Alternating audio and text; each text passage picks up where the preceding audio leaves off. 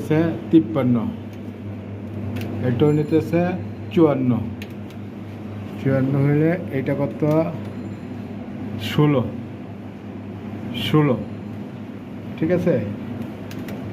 এটাও 15, এটা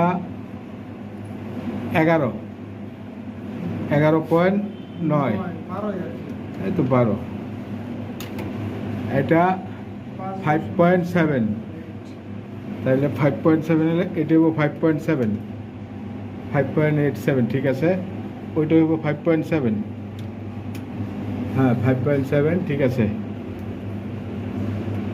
তারপরে একটা 12, ঠিক আছে। দ্বিতীয় নাম্বারটা 12, এটা হলো দ্বিতীয়টা 12, ঠিক আছে। এইটার তৃতীয়টা 16.9, 15।